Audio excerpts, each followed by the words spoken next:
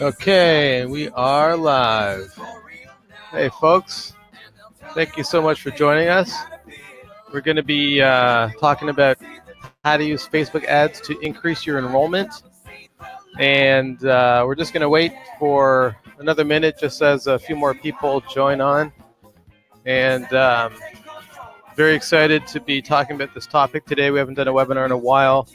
We're real busy focusing on our services, and it's great to have an opportunity to take all the learning that we get and show our case studies and share this information so that you can take this information and apply it to your enrollment strategies to help you fill up those enrollment spots. So I'm just going to wait for about another 30 seconds before we kick this off. I hope you guys are enjoying the background music. I hope it's not too loud.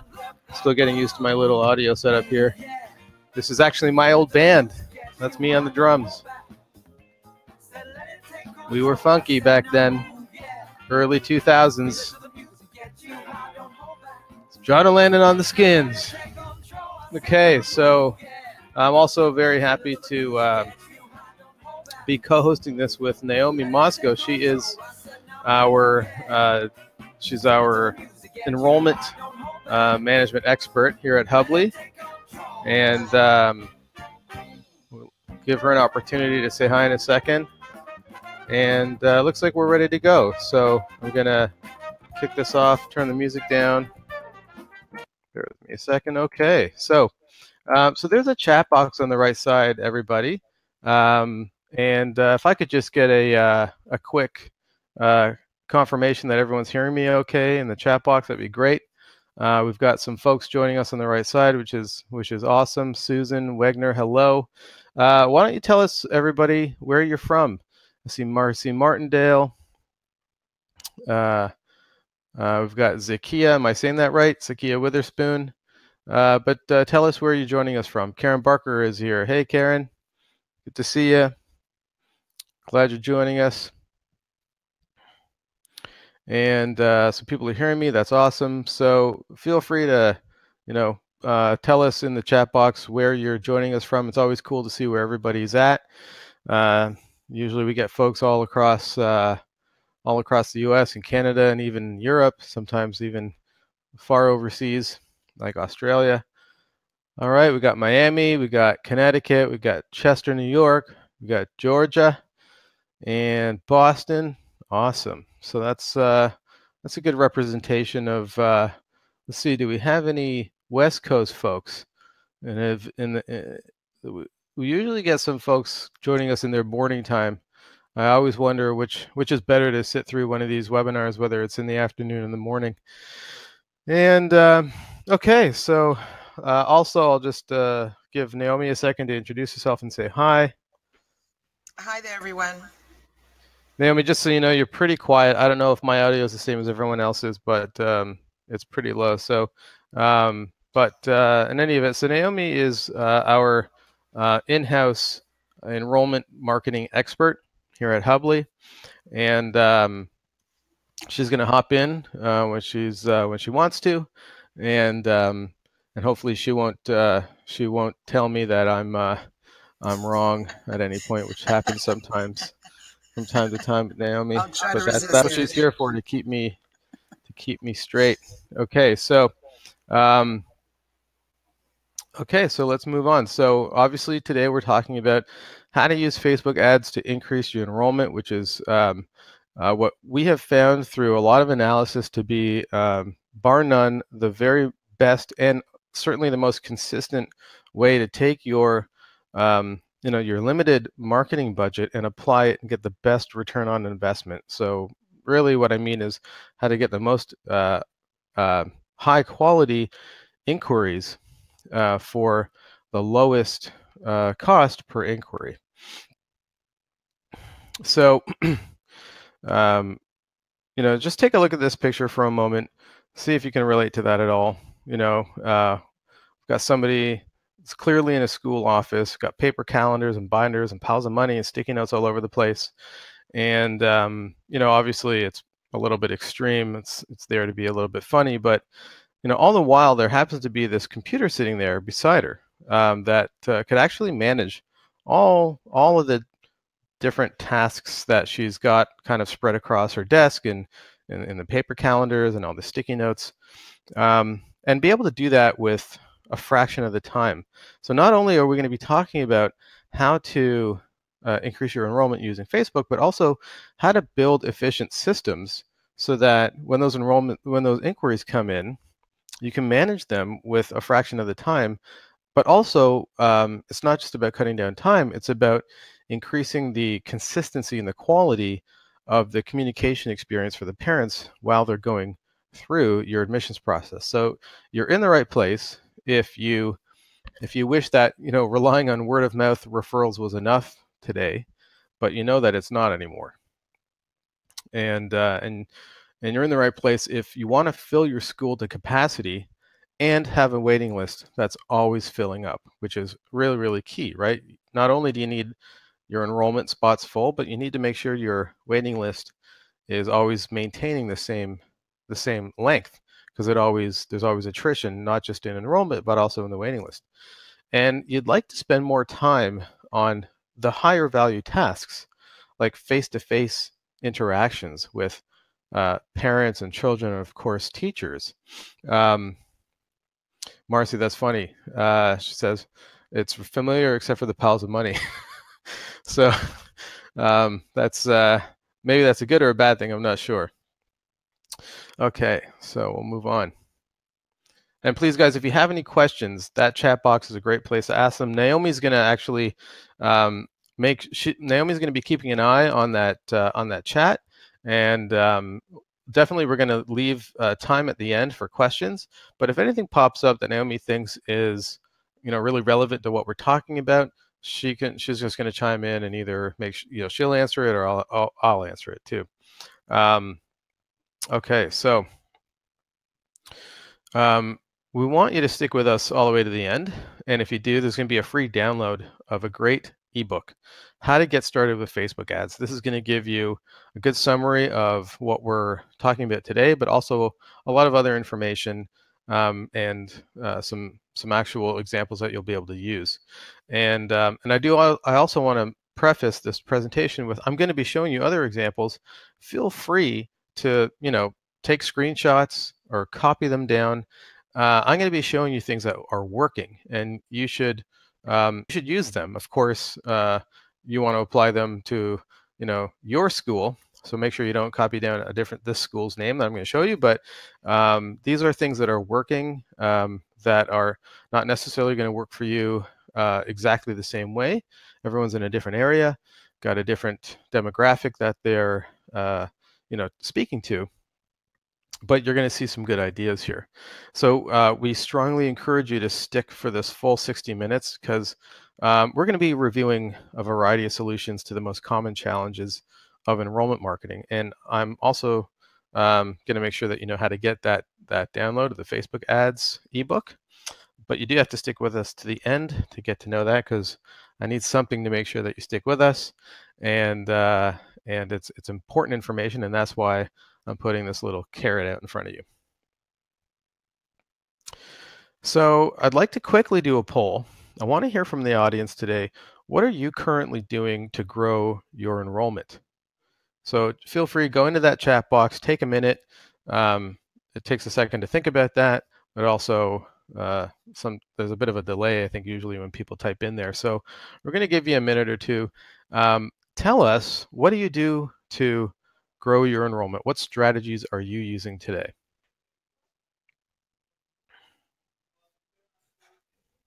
Word of mouth. Okay.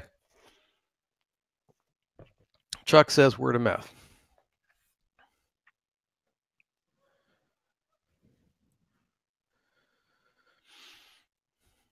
Also would love to know specifically what's working best. So Marcy's using Facebook, Google, word of mouth, parent referrals with a referral credit. So there's an interesting incentive. Very smart move, definitely, Marcy.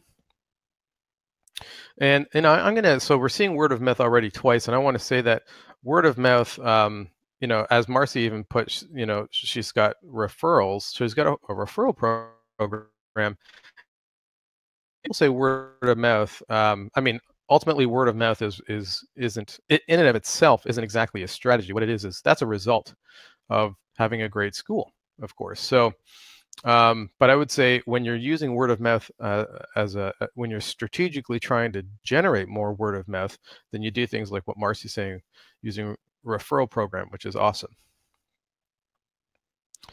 She's also doing parent education series. That's open to the public. Very smart move. And shopping cart ads at a local grocery store. Okay, very good. All right, so here's some great ideas we're seeing. Very common stuff that we see sort of across the board.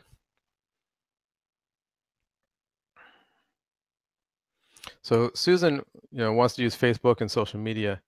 Now word of mouth, local ads. Okay, and local ads, I'm assuming, is a common between those. Okay, so not to edit your text, I just want to make sure I'm reading it properly. Well, Marcy, you're doing everything. Branded bookmarks at public libraries. That's a creative idea. I like that a lot. Okay, so we're going to move on to the next slide here. So what I want to do is first take a look at some important market trends in the private school sector. So this is based off the U.S. and what we're seeing here is that the market size. So this slide right now is talking about private school market size being a number of in the number of tuition dollars, which has grown substantially. But it's actually also interesting to note that between 1990 and 2014, the market size has actually increased by 25%, meaning there's 25% more schools that have been created basically in the last 25 years. And at the same time, the U.S. private school enrollment rate on a per school basis is shrinking. So what this is telling us is that while the market's growing, which is that's a trend that's just going to keep on increasing, it's becoming harder and harder to maintain enrollment numbers because of this more competitive environment. I talk to schools all the time, and they'll have we don't want to think of things like competition necessarily, but when you get down to like the business side of running the school as opposed to the focus on the programming, ultimately this is business competition. And meaning if a family enrolls at the school down the street or sometimes beside you, they essentially that's not enrollment dollars that are coming into your school. So I don't want to come off as rude or cynical, but what we're finding is that when Montessori schools can approach running their school a little bit more like a business, and obviously we're talking about just inside the administrative processes, the communication side, the marketing communications, meaning customer service, and which you could also call parent engagement at a school. The impact of that is really positive. So fixing the problem is actually really easy. It just takes having a framework and a system, a clear path towards how you're going to get to the results that you need. Most Montessori schools today want to increase their numbers, or at least want to increase the number of inquiries of families that are actually looking for a school like theirs, rather than parents who are just kind of looking for any place to put their children. You're looking for parents that are attracted to the specific values that your school offers. And you all know that parents that are more in line with the values of the Montessori method are more likely to stay, and the ones that are not are more likely to leave in a year. And sometimes unfortunately, they take a few families with them. And something that I learned from Tim Selden actually very recently when we were talking about this topic he said, sometimes you lose those families that are actually a great fit, and they generally take even more families with them, because the families that were sort of the problem families, or maybe you brought in a family that caused a lot of conflict, when they go, other families, you know, they they might look at that and say, well, that's that crazy family or something, and not surprised that they left. But when you've got one of those great families that everybody loves, and you love, and you want to keep them, and they leave, um, that's when you can see a big hit on your attrition. So if you want to make sure that your ads are all drawing in the right people. Um, and to do that, you have to make sure you're speaking to them very, very directly. So your first step should really be to identify the parents that are currently enrolled, the ones that you would love to keep, and essentially the ones you'd like to clone, and then survey them so that you can understand the values that they see from your school. That's one point, but also you want to understand how they would communicate that in their language.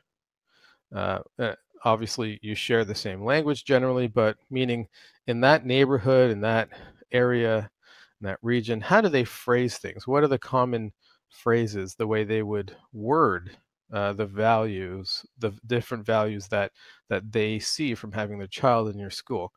Then you want to that they use, as opposed to, sort of the Montessori parent education trained language.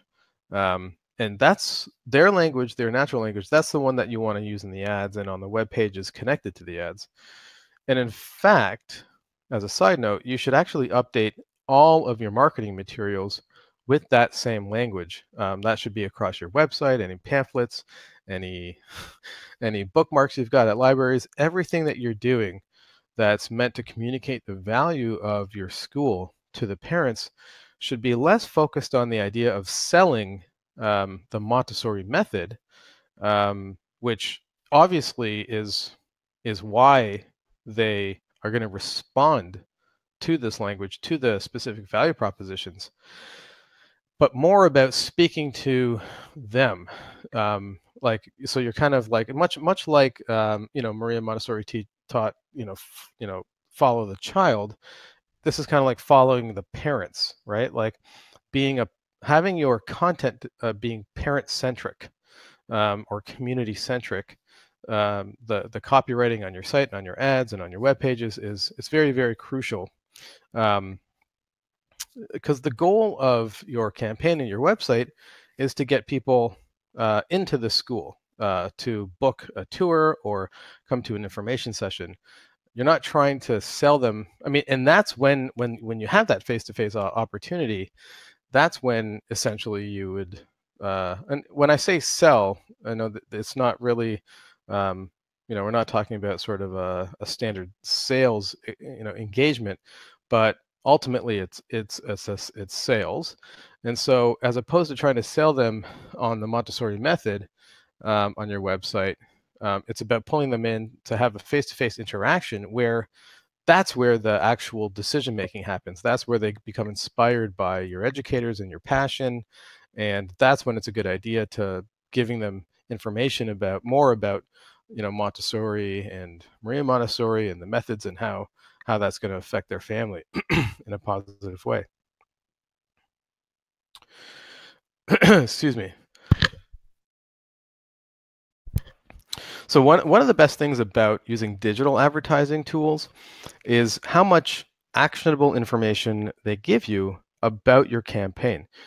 So and this is very different than what you're able to gain from print advertising, because you can't really track print advertising. Tools like Facebook, they tell you exactly how much value you're getting from every dollar you spend. So a lot of people I talk to, a lot of schools, they're aware of this concept, but the problem is knowing how to use these tracking tools and also understanding what specific metrics are important to track actually takes quite a lot of time and experience to get a handle on. I know everybody here is surely, you know, a fairly intelligent person, with a lot of, you know, with the ability to learn all this stuff. It's all within your, definitely all within your grasp very easily. But the problem is it just takes time, and time is the sort of the challenge here. So, you know, so as an example, if we're taking a look at this campaign, let's just, if we notice, what we're looking at here is metrics from a campaign that we've run, and what we're looking at is 2 different ads in that campaign, and how, and they're under a category called CPA, and that's cost per acquisition.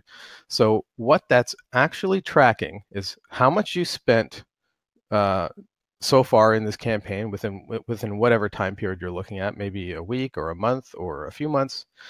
And what it's doing is it's telling you, so for however many dollars you put into this campaign, you know, basically however many dollars you gave to Facebook to present these ads, how much you have spent exactly per ad, which generated an inquiry. So CPA means cost per acquisition, and the acquisition here is talking about a completed inquiry. So so let's just say the average here is $10 per inquiry. So if you know that it costs you $10 on average to get an inquiry, then that gives you the ability to do some very accurate budgeting for the future. So as a rule of thumb, you should always know, you should always have about 4 times the amount of inquiries in comparison to how many enrollment positions you need to fill at your school. So just to do some basic math, right? If you've got 10 spots to fill, and each inquiry is costing you $10, so that's 10 times 10 is 100, obviously, but it takes 4 inquiries to generate an enrollment. So then if you want to fill up 10 spots, you know that you have to put $400 into your ad budget. So that allows you to actually do some very specific planning and be tracking it, and know exactly how much you need to budget for future marketing. And so the reason why I talk about this, because a lot of Montessori leaders that I talk to, they know how much they spend on marketing, but they actually don't know how much they're spending per result. And if they knew that, then they actually might find that they don't need to spend as much on marketing to actually get the results. The problem is with print advertising and the more traditional old school advertising methods, they don't have, you don't have that ability. So additionally, so an enrollment an enrollment generating or an inquiry generating campaign has 2 components. Number one, it's got the ad, but it's also got a website. So the ad is going to direct people to a web page, but very specifically, we're talking about what we call a landing page. So a landing page is just it's just another word for a web page, but it has very specific design rules that help promote higher amounts of you know, acquisitions or conversions, or, you know, in this specific scenario, inquiries. So when set up properly, also these web pages should be getting found by prospective families, and it should be, you know, like just prospective families doing searches, right? So it should be increasing the number of inquiries of families that are that ideal fit for your school, and of course then driving them to your enrollment process. So another way to think about your school's website is kind of like a billboard.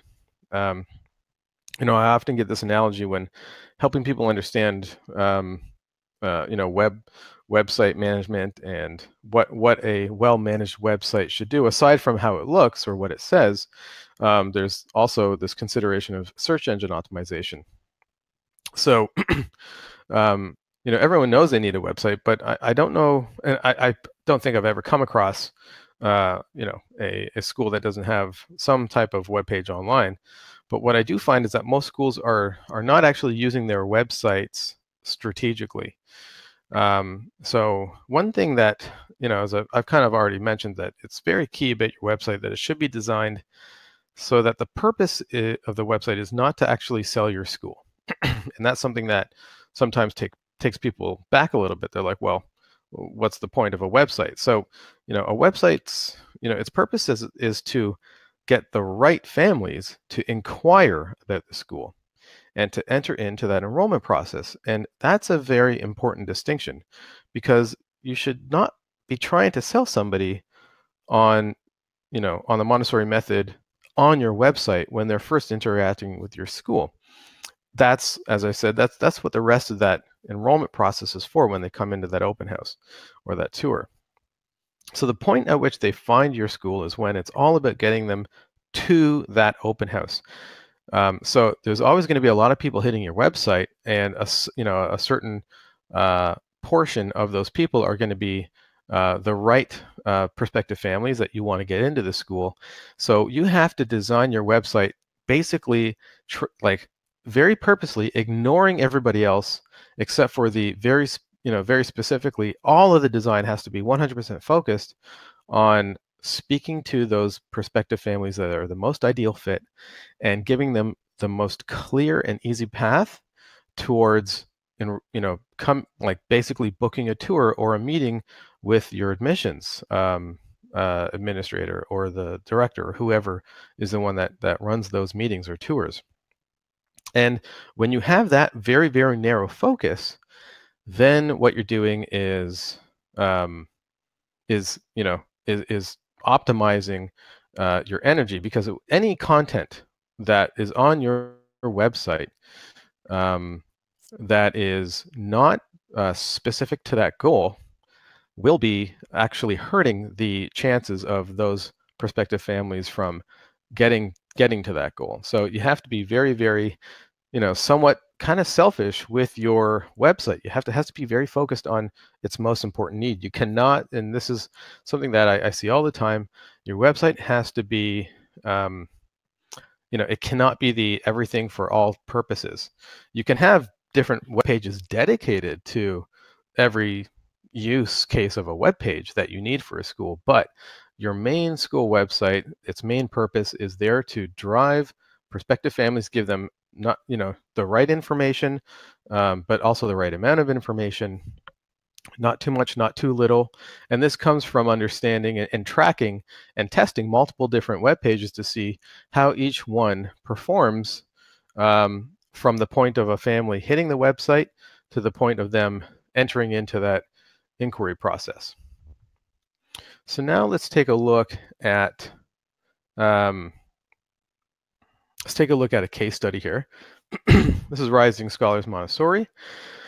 So this is a real life example of one of the campaigns we were running, and so what we're looking at here is a graph over basically a month, and we're taking a look at what I've highlighted here in the red rectangle is their cost per conversion. So I'm using a bunch of digital marketing jargon here, but essentially, again, the one metric we're really focused on is how much does it cost per inquiry. So if you have the Facebook, so we're using Facebook for this campaign. Facebook gives you some tracking codes that you have to know how to place on the web page. It's not a hard thing to do. You don't need like a programmer to do it, but you just have to know. There's some technical stuff.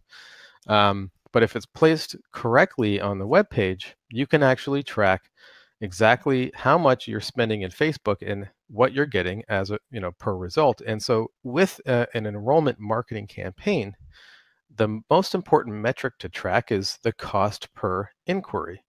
So here, this one over 30 days was getting a $9.86 cost per inquiry, so around $10. And that's actually a pretty good result. You should expect, if your campaign is running really, really well, you should see a number like that. So again, if we work that back, we need to fill 10 spots. Takes us 4 inquiries to hit to achieve an enrollment. So if we've got 10 spots to fill, we need to spend, that for this school, they know that they need to put $400 into the campaign, the same campaign, and it'll generate 40 inquiries, which will result in 10 enrollments.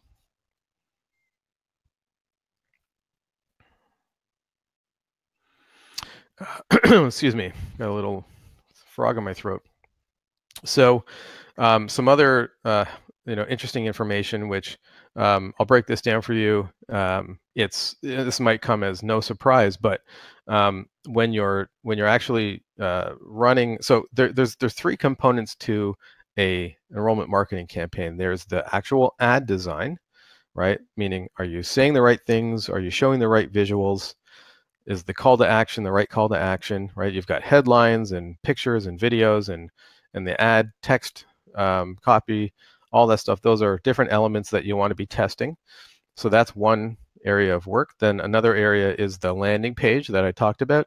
The third area, which is actually sort of in the middle, is targeting. So with Facebook, they give you this very, very powerful targeting engine, which allows you to target people by age, by gender, by area, by interests, by net value, by education level, by job. I mean, you name it, you can basically whittle down to the most specific profile that you're looking for, which now there's a bit of an art to doing this, but essentially, as you can see here, highlighted in the red rectangle, which the age ranges that were getting the highest engagement or the clicks. If you look at the column under the clicks, you see that the ages between 25 and 44 got the lion's share of the clicks. So that is, and that's of no surprise, I'm sure. Like, that's the basically age bracket of people that are going to be having children of the right age for your school.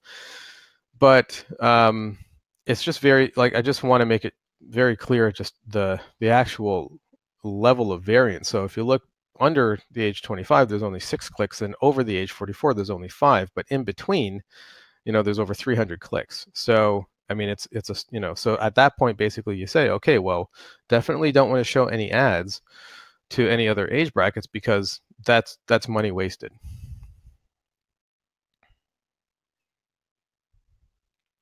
And then the next area of targeting I mentioned is interests.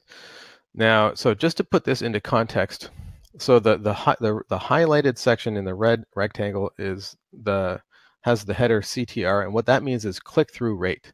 So that's the initial engagement of the ad. That's the clicks. So we want to look at this because, and to put this into context, any click-through rate that's above 1% is good. So anything above 1% is a very good click-through rate. It might, initially looking at these low numbers like 1.5% or 3.3% at the top, that might not seem all that impressive, but as a click-through rate, that's actually very impressive. So so take note of these interests, because these interests are actually like, when we've tested all these different interests for targeting and engaging prospective parents from Montessori schools through Facebook, and these are the ones that are consistently getting the most engagement, driving the most clicks and inquiries for these schools. So obviously in the middle we've got Montessori education.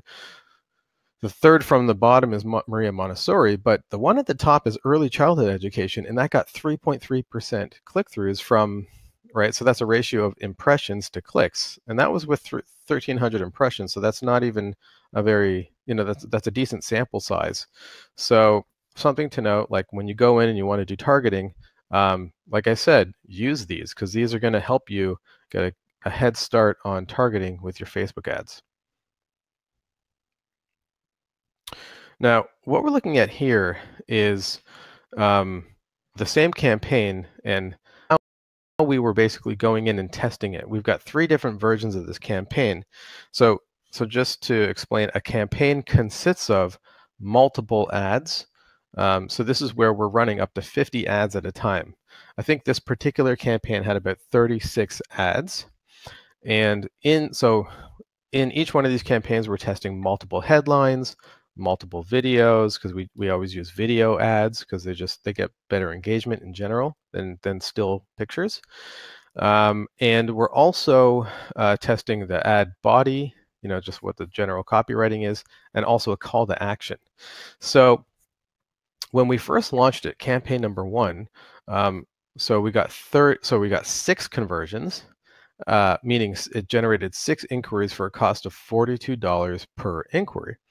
So that's actually not even all that bad. So considering, right, the value of an inquiry or of an enrollment, enrollment brings in generally an average of about $10,000 a year, and a student will stay with the school depending on the scope of your programming. Could be anywhere from 2 or 3 to up to 10 years. So you've got you get the lifetime revenue from a student could be upwards of over $100,000 depending on the school. So paying $42 to generate $100,000 is not at all bad. That said, we knew we could do better than $42 because that was our first initial try. Now, so what we do is we take a look at how it's performing over time, and we keep on looking at it, and then we tested it. What we did is we took a different approach to see if we could improve those numbers. And what we actually did is we actually destroyed it. We actually, we spent $335 during this time span, and we got 0 inquiries. So we went the wrong way. So it's like, whoa, okay, put the brakes on, and let's go back to version 1. So we call version 1 the control version. And we created the third campaign based off version 1 and what we saw working in version 1.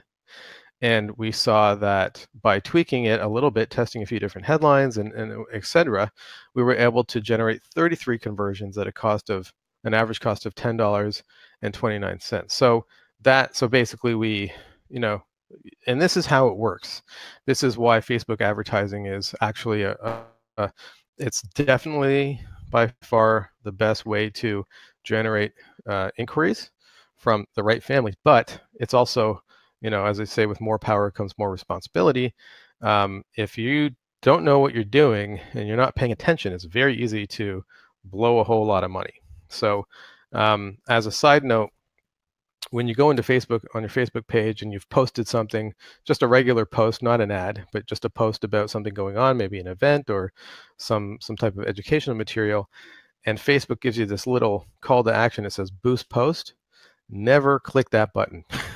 That is the surest way to let Facebook just take a whole bunch of money out of your credit card and give you absolutely no results for it.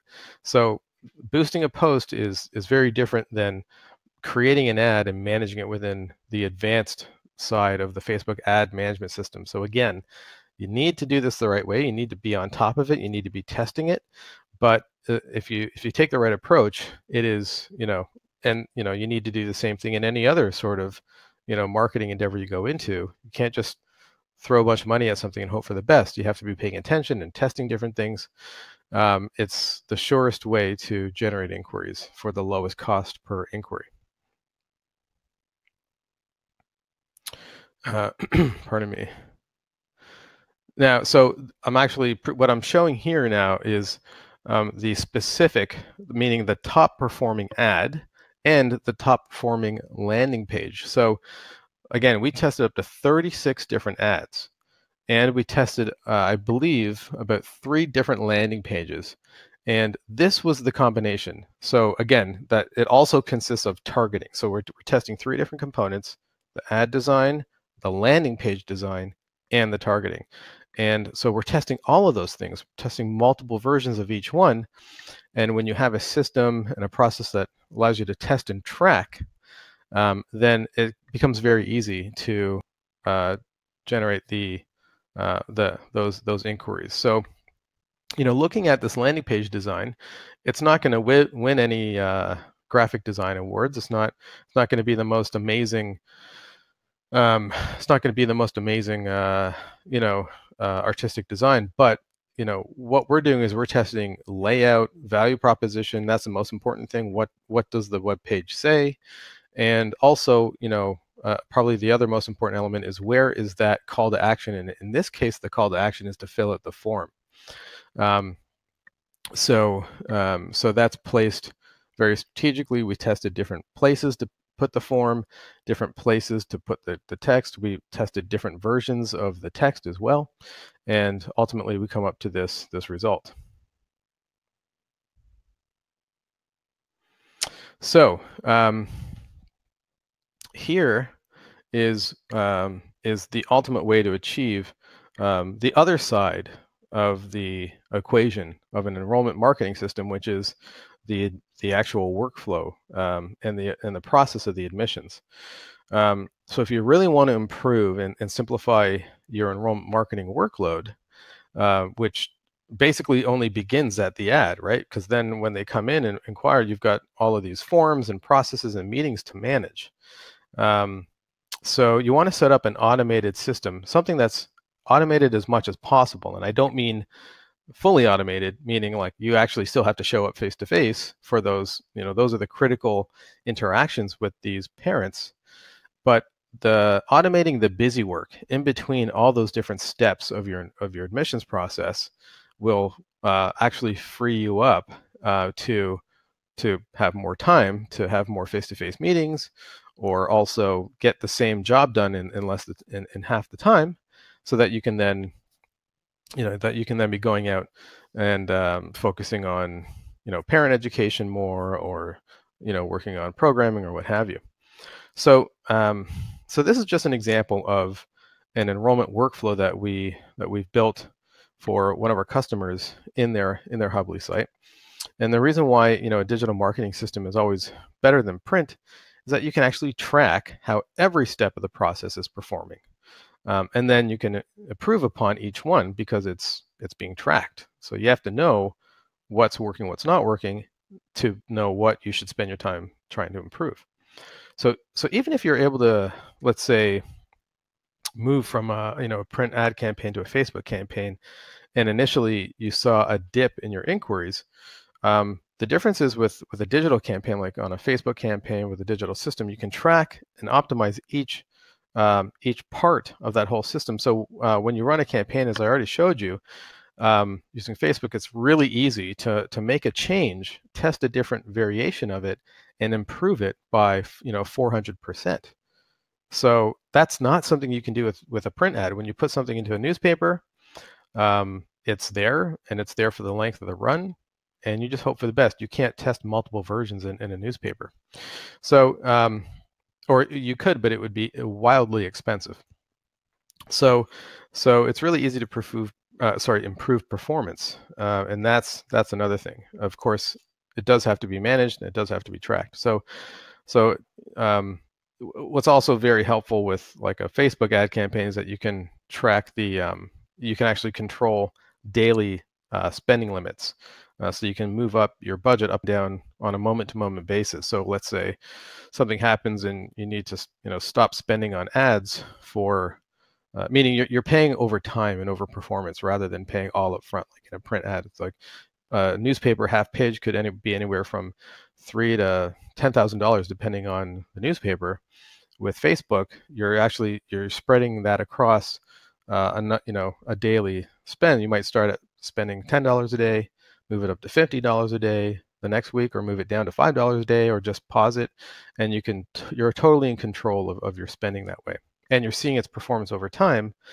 So it actually helps when to move it. So just getting back to this actual display, I went off on a tangent there.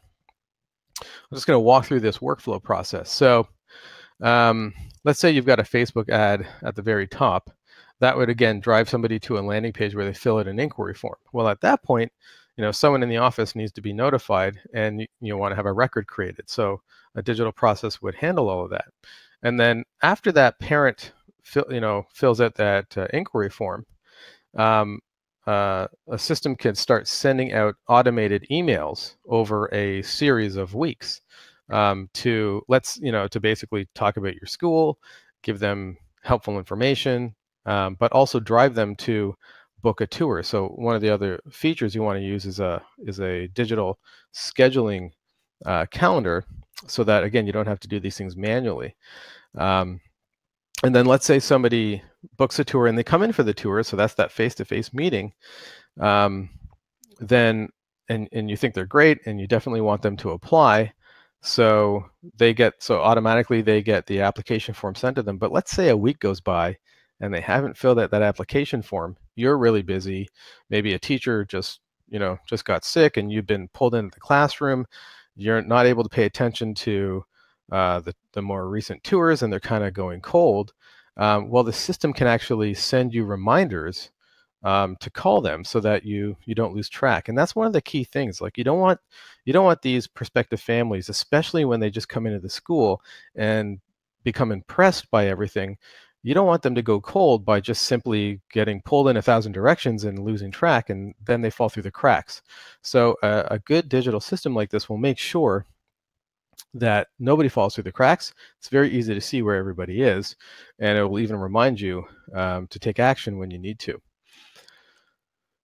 So what we're looking at here is just an example of a digital form. So, I'm sure everybody here has filled out a digital form at one point or other. It's really helpful, depending on the state that you're in. So some states have different requirements for forms, but if the digital form has all the right features, it will accommodate any state's requirements. So that's something that we can tell you from Hubly is that we've got customers using our digital forms in all states, and it fulfills all of that stuff. So when so there's the benefit of having a form filled out digitally, meaning it's done digitally. The parents much prefer digital forms. They can fill it out on their phone or on their desktop at work or at home. And it's much easier to fill out a digital form. Another benefit is you can't, you don't get handwriting that you can't read, and you can also make fields required so that you don't miss any information. But also, when a form is submitted digitally, it goes into a digital database, which makes it incredibly easy to look up or print off or automatically import to another system you might be using. So, it just takes hours and hours and hours of work of collecting paper forms, not being able to read them, typing them into another database, or just managing them by paper. Those types of things is just like, it's just hours of work in the office. So when you can go digital like that, you can really free up a whole bunch of time to, again, focus on things that you might find more interesting. Here's an example of a digital scheduler. So this is the one in Hubly, of course, and you can there's many of them out there. So you can, when parents, let's say they fill out that initial inquiry, they could be automatically directed to a page that has this scheduler embedded in it, and they can just select a slot themselves, and then it'll handle automated reminders. It'll notify you. It'll show up in your calendar, so you can't miss anything. You don't have to remember it in your short-term memory with all the other thousands of things going on. You don't have to write it down. You don't have to send manual follow-ups. You don't have to look at your calendar in the morning and send emails to people reminding them. The system will do that itself. And it'll also give them the ability to cancel if they need to, and then that notifies you, so you don't have to learn that they're not coming 15 minutes after the start of the meeting. Something came up, they can click cancel, you're notified, and then it frees up in your calendar. Things like that. Just managing a school, there's so many things to manage at the same time. And so if there's a way to shave off 10 minutes here, a half an hour there, 5 minutes here, with all the things that you're doing, that's how you can really create an efficient process, and one that makes just the busy work, it takes away the busy work and just makes the job much more pleasurable. So now when all of those inquiries come in, you want to have things organized in a very simple way. I'm actually showing you real inquiries from that school. So what I've done is blurred out their personal information, of course. But you want to do, so this is what happens in Hubly when they fill out that inquiry form, or when people walk in, you can just enter when you get a walk-in inquiry, you can enter it into the same enrollment management system. But everything's right here, and you can just sort by any of these columns, so you can see, you can get a snapshot view of how many people have booked a tour, how many people have not yet have inquired but haven't yet booked a tour, or how many people are on the waiting list. And then, of course, you can make any updates right here, with a couple clicks. So it's just really simple to manage. And by making an update, that might trigger the next sort of automated sequence. So let's say, you've hit your enrollment capacity, and you've got like 10 inquiries that came in that have filled out the application form, and you think they're great, but you need to put them on a waiting list. So you would just change those ones from tour book to waiting list, and each one of those 10 families would get an automated message that's already pre-written and still customized and personalized to them, letting them know. So it's very efficient, and you don't have to be writing 10 manual emails for when the system can handle it already. And it also tracks if they read it, and if they click on it or what have you.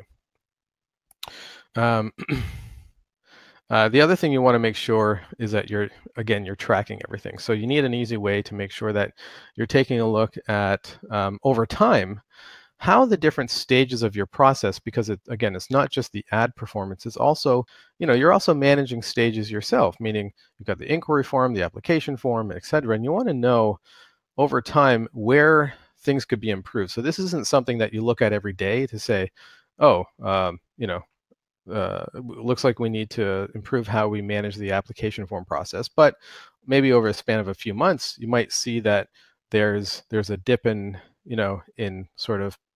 performance from one stage to the next, and that just gives you an idea of like what you can maybe focus on, allow you to know what to spend some creative energy on, or talk to a consultant or something like that to improve that particular part of your admissions process.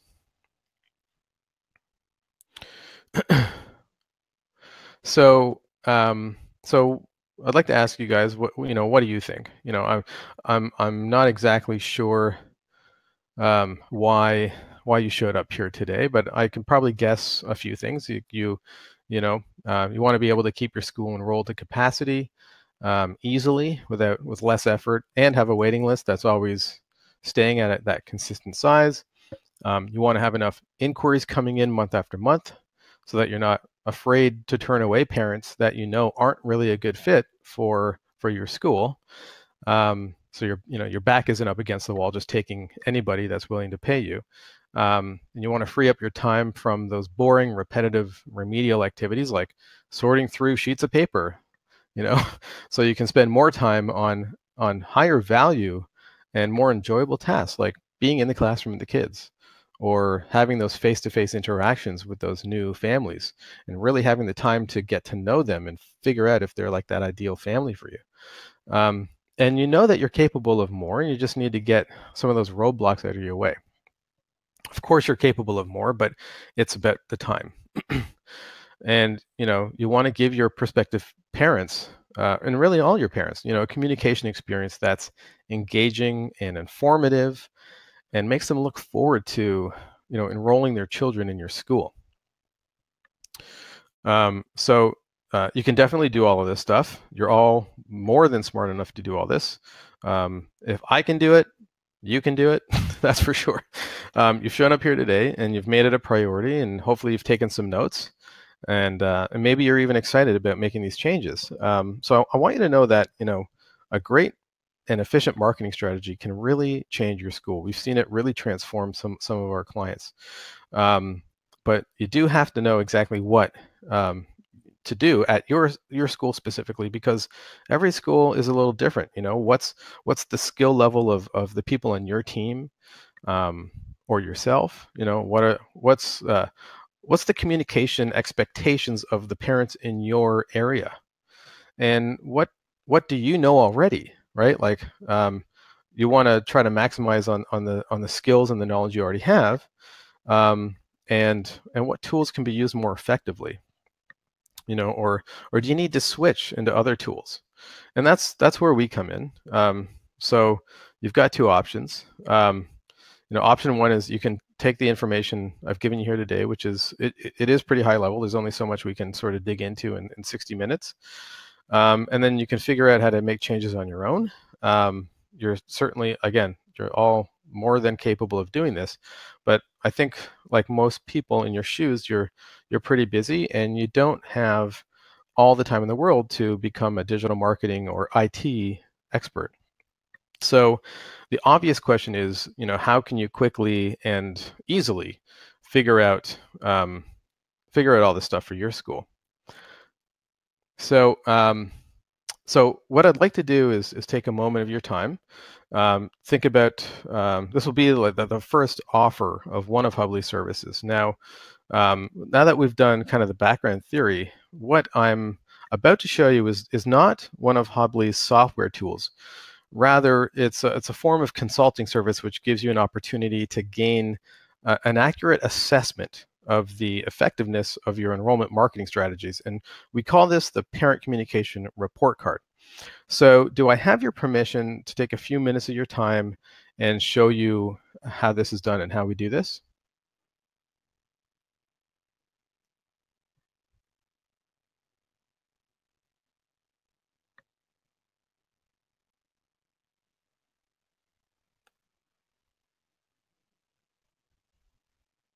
All right, Chuck wants to hear about it. All right.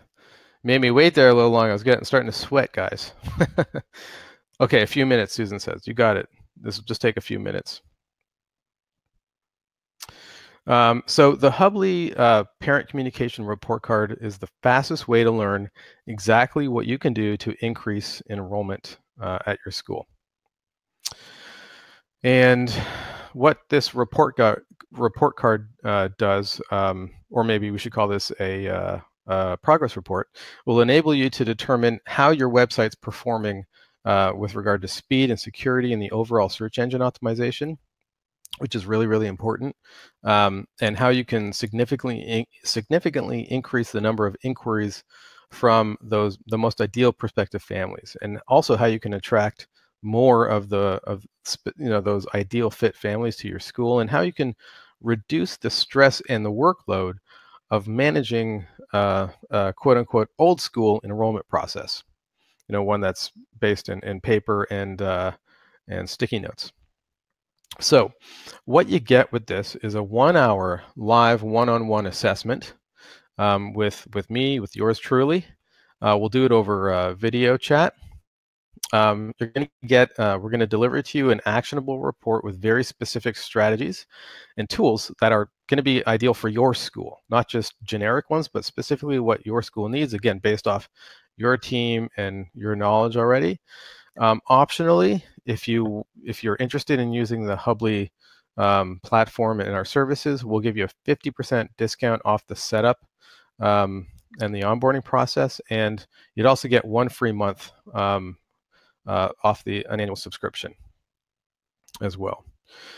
So what does this look like? So you actually get, we'll run your site through this analysis tool, and that's going to tell us how your site's performing and all the different key areas that determine if your school is likely to be found by prospective families that are searching for schools online. So this is just what that report looks like, that part of the report. We're also going to give you that action list. It's going to identify the top 3 things that you need to update for the tools that you're currently using in your school, or the tools and strategies that we identify that you need to adopt. And then the third part, and perhaps the most important, I think, is this is where we get a very crystal clear understanding of what your current processes are costing you and how much additional revenue the school could be making with small adjustments to everything, basically, all the different processes. So this is really an ironclad business planning report that no school owner or partner or board could really argue with.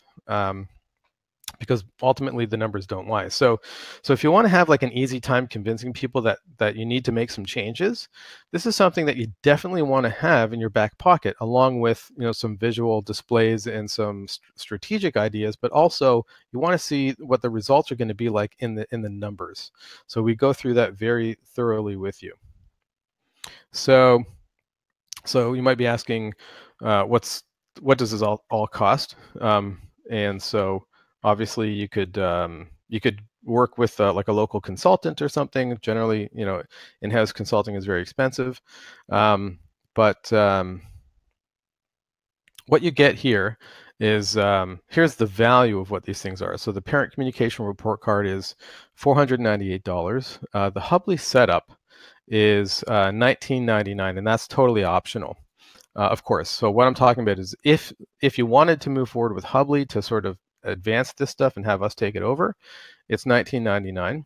That's the setup fee. That's the value of that. And the Hubbly monthly fee is $5.99.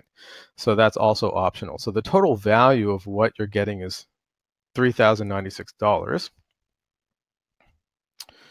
And what all that you actually have to pay today is $97. So the parent communication report card, we're chopping that down to just $97. The Hubbly setup fee, if you wanted to move forward with our service, it's chopped in half, so that'll just cost $9.99. And then your first month of Hubbly is actually going to be free, so that's $0 for $5.99. So the total savings opportunity is $1,800 moving forward. But all you have to do is spend $5.99. So if you wanted to get started today and start getting inquiries this month, so this is something we can start. So we're not, of course, we're not going anywhere, and you can sign up anytime at a regular price of $498 for this 1 hour consulting session. But if you want to get more inquiries ASAP and you want to get a great price, this offer is available today, and it will secure you a spot for a session either in May or early June. Also, I want to let you know that we really do value your time. So if you do this assessment and you don't feel that it was worth your time, we're going to give you 100% money back guarantee on that, along with $25, literally. So we're going to pay you. If you spend time with us and you feel like it wasn't valuable, we'll not only give you every penny back, you're going to actually make $25. So I'm sure your time is worth more than $25, but we're just trying to make sure that we're not wasting any of your time. We don't want to take you away from what you're doing at the school, which is obviously very important. So you can actually, what I'm going to do here is drop down a little button that you can click on, and this will allow you to actually go ahead and purchase that tool. So it'll be up for 15 minutes. So also, if you move forward with this in the next 15 minutes, that's how you can get that free ebook. So what I'll do is I'll just show you that. So if you purchase this report within this 15-minute time span, you're going to get that free ebook sent to you as well. So very helpful stuff. So you're going to get the report, you're going to get that hour consulting session where we deliver all that assessment and all that information. Plus, you're going to get this free ebook on top of that. We're throwing that in. But that's only if you purchase in the next 15 minutes. John, yes. Marcy is asking if this amount can be applied. She asks, can this be added to what we're already doing without financial commitment? Marcy, can Marcy you is a customer of ours at Hubbly, and Marcy's this gets added in at no additional cost if you're a Hubbly customer. To answer your question, so yeah, Marcy, you're using our parent communication platform. So this is definitely you don't have to purchase. This comes as part of your package.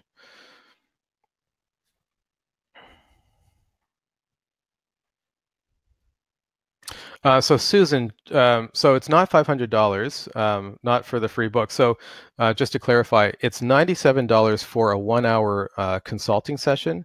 So let me just jump back. So it's $97. That's all you have to pay. It's not $500. It's $97, and that's to book a 1 hour consultation where we're going to review what's going on at your school and generate a report for you that we'll deliver to you.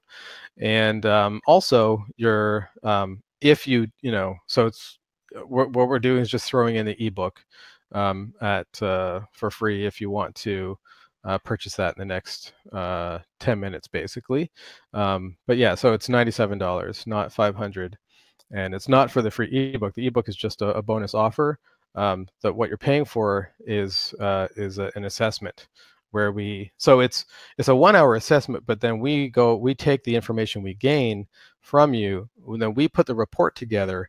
So it's actually much more time on our side than just the 1 hour session. That 1 hour session is where we do the assessment with you and get all the information.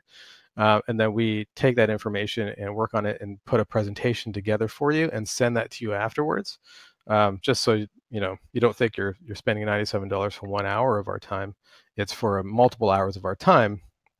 The 1 hour is for us to actually get the information we need to actually put the report together for you. And please, so we're here, and you can also at a later date, if you don't have a credit card on hand to pay for the assessment now, you can go to hubley.com/getreport, and that'll allow you. So there you can also purchase, and you can do that anytime today. So, and also just guys, remember there's a 100% money back guarantee. If you're not happy with it, we don't want you to pay us if you don't feel you got value out of it. So we'll even send that report to you, and then if you're just like, I want my money back, you don't even have to say it to me directly. You can just email us at help@hubley.com, and our support team will refund that money for you and give you an additional $25. So again, you don't have to you don't have to say that to me personally, which can sometimes feel awkward to be like, hey, John, I feel like this was a waste of my time.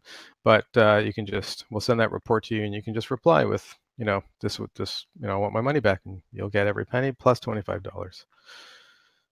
No one's ever done that because they like, if I don't, they see the value in it, but we're offering it, and we'll stand by that 100%.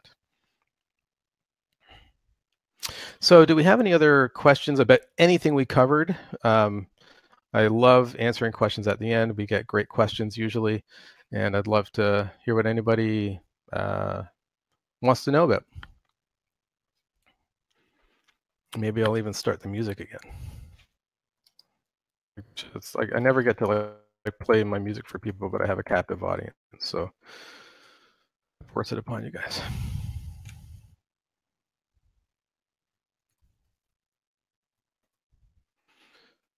I know Naomi's been really busy in there answering questions, so that's wonderful. Thank you, Naomi. Are there any questions?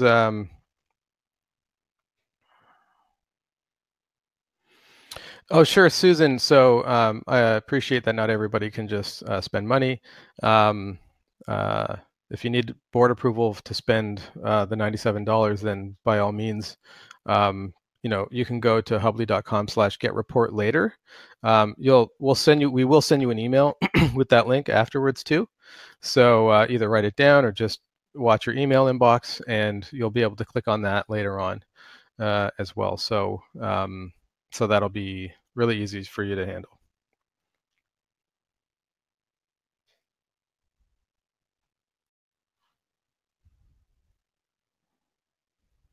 It's high time, it's now. I just live your life, I live it free and be strong. This time you just can't lose. Let's see, so we've got, how much time do we have left on this offer? Let's take a look. So it'll be down in 8 minutes and 50 seconds. Are there any other questions? And at that time we're gonna wrap up the webinar. But please do ask any questions. I'm here to answer anything. We have a question here, Jono, about why did you say to stay away from the boost on Facebook? But if you want to see the truth revealed, look outside yourself and see the light. Oh yeah, feel it to the music, yes, you high, don't hold back. Said let it take control. I said now move.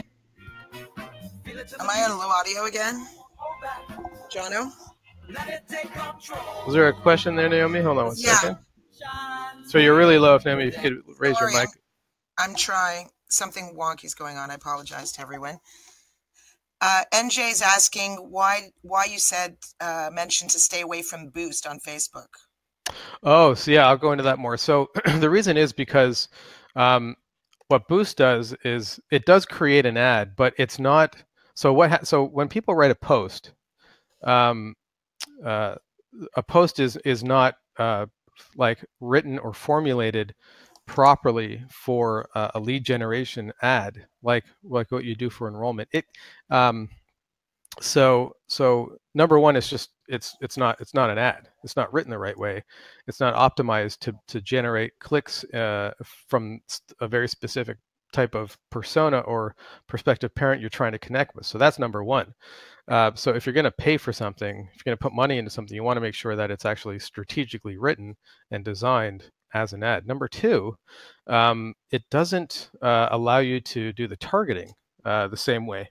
So it's just click and then pay money, and then who knows what results or what value you're getting out of it. Like you can't track it properly because you can't apply the more advanced elements of the campaign, the targeting, and you can't place a tracking pixel on the right web page that you need to track. So it's really just like throwing money at Facebook and just hoping for the best. It's really almost the equivalent. I mean, maybe it's a little better, but it's almost the equivalent of putting an ad in a newspaper. So it's something I generally really suggest people to stay away from. Now, that's for an enrollment marketing campaign. And so, like, where it makes sense to boost a post on Facebook is when you are maybe a different kind of business. Maybe you're like sort of a content development business or a media outlet or a magazine. Or you're really just trying to get as many people reading something that you wrote. So if you're writing a bunch of posts on Facebook and you see one that is organically getting a lot of engagement, and you have a strategic use for getting that ad to be, kind of like seen by a lot more people, then that's when it would make sense to do something like that. But I would still never do it through boosting a post. But at least that way, again, if it's tied to like a well thought out and planned out strategy, at least you're not at risk of just getting no value out of it. But for an enrollment marketing campaign, it is an absolute no-no. Do not boost a post. You have to design your ad from a strategic place. You have to run it in the proper ad manager, and you have to make sure it's connected to a website with all the tracking hooked up so that you can gain the more than just getting clicks. You can actually know exactly how many results you're getting on an inquiry basis and a cost per inquiry, so that you can actually track different ads, which campaigns are producing inquiries for the lowest amount of cost. So that's a little wordy. I hope that makes things clear. That's a great question, though. Maybe I'll add a slide on that because it's really something that I hate seeing. I hate seeing people. I don't want to say Facebook's taking advantage of anybody, but it is one of those things where it's just so easy to, lose a whole bunch of money for no sense, for no value. Does that answer your question, NJ?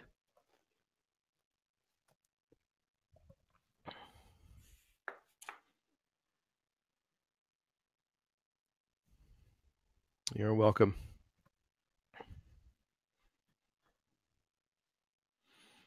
Anybody have any more follow-up questions?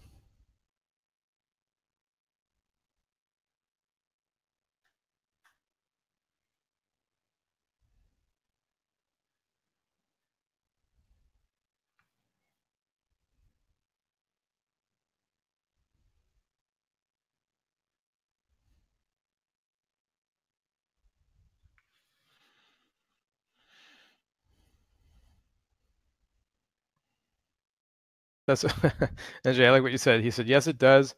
And anything that's simple is always a Hail Mary pass. And that's true. And that's the last thing you want to do. You don't want to be throwing Hail Marys with, a school's limited ad budget. Like, this is like really important. These are really important resources, and you need a system that ensures that you're using your ad dollars in a way that you know exactly what results you're going to get from it. I mean, this is something that unfortunately is not a very common scenario in schools today.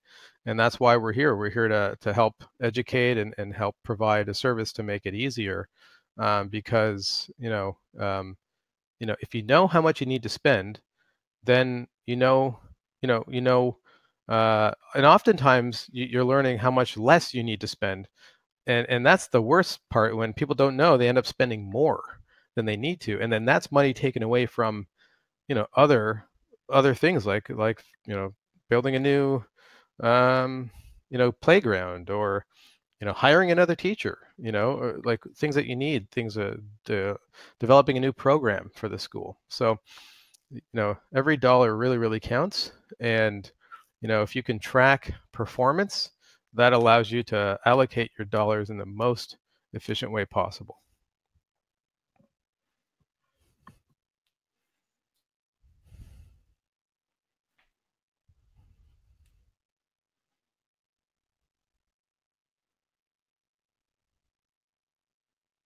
Okay, so just a minute and a half left on this offer. So again, if you're not able to sign up for that report today, then you can certainly just go to hubley.com/getreport later on and get that. Well, so what happens actually is when you purchase a report, you're going to get an email right after that, and that email is going to give you a link to actually go fill out a survey, so that we can gather the information. We like to gather a lot of information. It's not that long of a survey, but it just asks a number of important questions. I think it's about 5 or 6 questions, so that we can hit the ground running when we do the actual assessment with you. And then, so after you fill out that survey, then you'll get a link to go book the session. And so all this is done, of course, through an automated workflow. Of course, who would we be if we didn't practice what we preach? So it's a couple of emails, probably about 5 minutes answering the survey, and then you book the session at whatever convenient time works for you. And then you'll see an example of of the type of automated processes that your parents could be going through. Of course, it's written differently. It's geared towards you in this specific scenario, but you'd see the efficiency, meaning like from the point of view purchasing this report to showing up at the session, nobody here has to do anything because we built it into this process to be. And a lot of your processes and your administration can work the same way. So it's all about cutting down the busy work that can be handled by a robot, basically. Marcy, you're welcome. Thanks for joining us. And certainly, whenever you want, we are here to book that same assessment for you. And and it's part of the service you're already signed up for. So certainly glad that you joined us and you were sharing some helpful information. Okay, everybody, thanks for your time. We are always available. You can email me directly at jono, Jono, @hubley.com. And of course, you can get the report again at hubley.com/getreport. And if you have any other questions or anything, just hit us anytime. We're always happy to help. All right, Marcy, we've got that message, and we'll do that with you, no problem. Okay, have a wonderful time, everybody. Thanks so much for joining us. It was an honor to have you all. Have a good one.